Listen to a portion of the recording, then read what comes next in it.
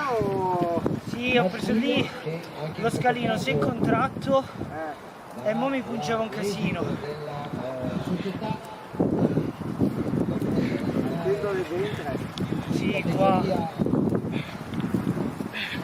Dopo queste due prove ricordiamo che l'ultima partenza in programma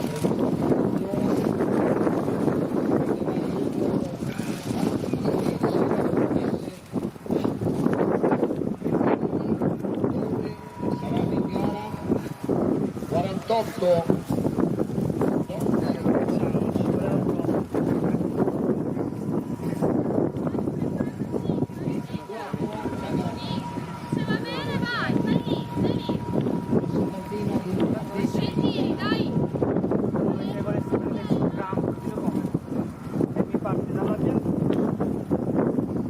Casone e adesso di nuovo Dinamo Sport. Ancora arrivi di gran carriera, mamma mia quanto birra in corpo che avete ancora ragazzi, complimenti. 65 atleti classificati.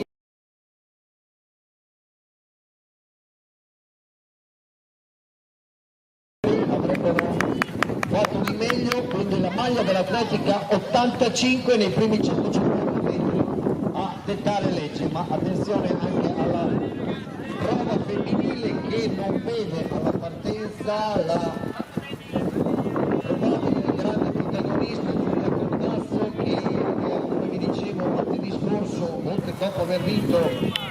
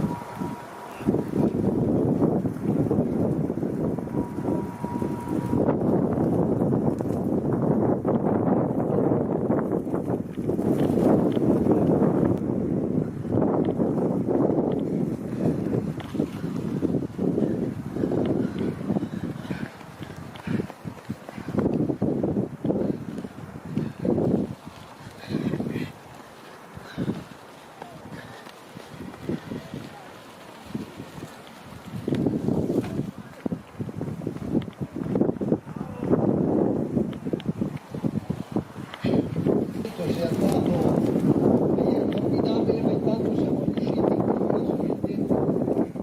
a confezionare anche una doppia premiazione, in quanto, come vi dicevo, l'Atletica Fantasy, pur se non previsto dal regolamento,